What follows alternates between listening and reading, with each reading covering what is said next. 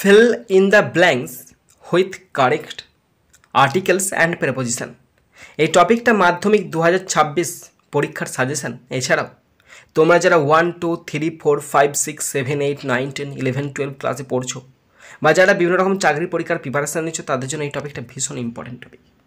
আজকে আলোচনা করছি 114 পিউপিল হু লিভ, লোকজনেরা যারা বাস করে ড্যাশ সিটিজ অ্যান্ড টাউন্স, যারা ছোট শহর বড় শহরে বাস করে, do not think they have any connection dash the forest. যারা শহরে বাস করে তাহলে ইন কেন বসছে? কোনো শহর নগর দেশে বোঝাতে ইন বসে, তাই ইন সিটিজ অ্যান্ড টাউন্স। তারা ভাবে না তাদের সঙ্গে জঙ্গলে কোনো সম্পর্ক আছে। তার কানেকশানের পর সবসময় হুইথ বসে, কানেকশানের পর হুইথ বসে সবসময়। ওকে, দিস ইজ ডিউ এর পর তো আমরা জানি সবসময় ডিউ এর পর টু বসে। This is due to the fact, এই কারণেই that this is due to the fact that forest are at a distance dash towns and cities. এই কারণেই বন জঙ্গল শহর থেকে অনেক দূরে হয়ে গেছে।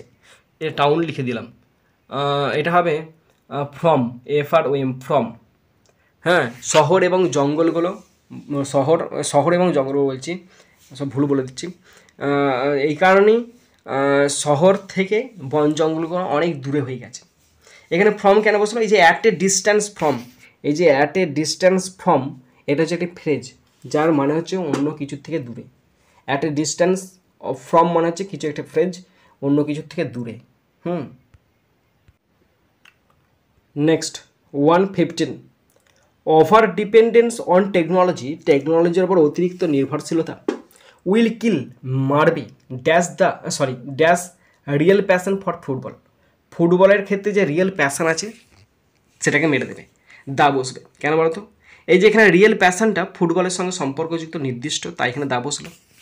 The technology has prove to be accurate when it comes to result and analysis in various fields, but substituting it for human skill is unfair। এখানে টু বসলো কেন?